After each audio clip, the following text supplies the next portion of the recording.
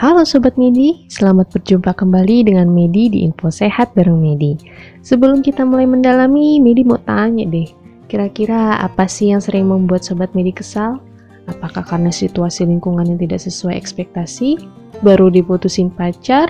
Nggak dapet kabar dari pacar seharian? Atau selalu aja ada yang salah kalau ngerjain sesuatu? Kalau sudah begitu, yang ada kita jadi sering melamun, menyendiri, rungsing dengan problematika yang ada. Bahkan raut dan ekspresi wajah pun sudah mulai berubah. Mungkin kalau digambarkan sekarang sudah seperti kuali. Depan lain, belakang lain. Dia senyum, dalam hati marah, bahkan merengut. Ini mungkin hanya beberapa gambaran yang mungkin saat ini sedang banyak dihadapi oleh Sobat Medi, betul nggak? Tapi apapun alasannya, mereka yang memiliki permasalahan depresi harus bisa segera lepas dan harus bisa mengendalikan depresinya. Sebab depresi adalah salah satu faktor risiko munculnya berbagai macam penyakit yang tidak menular, misalnya stroke, asam lambung, pusing yang berlebihan, itu bisa muncul kalau kita depresi atau stres. Serem ya? Nah, sudah saatnya kita peduli dengan keadaan seperti ini ya. Yuk kenali ciri-ciri orang yang sedang depresi yang mungkin terkadang terlewatkan sehingga orang-orang sekitar menganggap orang tersebut sedang dalam kondisi baik-baik saja. Ciri-cirinya antara lain, ini dia, sering mengantuk secara berlebihan, kehilangan konsentrasi dalam melakukan aktivitas, malas melakukan segala hal bahkan yang sangat remeh sekalipun, kehilangan minat atau kesenangan melakukan suatu aktivitas, kehilangan selera makan, gelisah, sedih, emosi yang tak terkendali. Nah loh, kira-kira ciri itu ada yang dialami oleh Sobat Medi nggak ya? Nah, sekarang pertanyaannya, bagaimana orang-orang yang sedang depresi dan memiliki banyak masalah bisa tersenyum, menikmati hidup, dan mensyukuri nikmat yang telah didapat saat ini? Jawabannya mungkin sebenarnya berat bagi mereka. Namun, yang harus kita pahami bahwa hidup adalah sebuah perjalanan, bukan sebuah perbandingan. Jangan samakan proses yang sedang kita jalani dengan orang lain.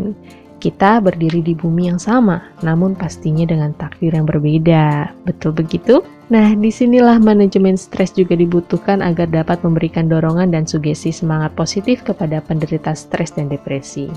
Dengan adanya manajemen stres, maka kondisi stres dan depresi akan terkelola dengan baik, karena dapat mencegah stres berkembang memengaruhi kesehatan seseorang.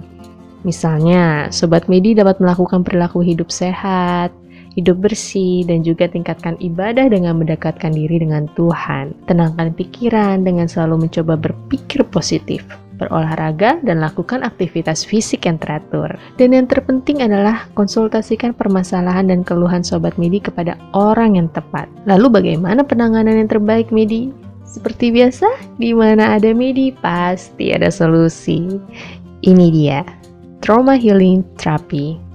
Treatment ini akan membantu mengatasi permasalahan stres dan depresi dengan mengidentifikasikan dengan cara konseling terlebih dahulu apa sebenarnya permasalahan yang dihadapi oleh Sobat Medi dan memetakannya, sehingga kita akan mendapati gambaran yang sebenarnya dialami oleh Sobat Medi.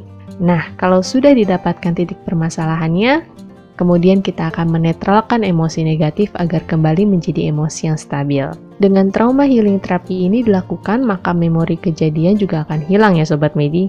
Bukan begitu konsepnya. Sobat Medi akan tetap ingat dengan kejadian tersebut, tetapi emosi dan rasa kesal yang Sobat Medi rasakan nanti sudah tidak ada lagi.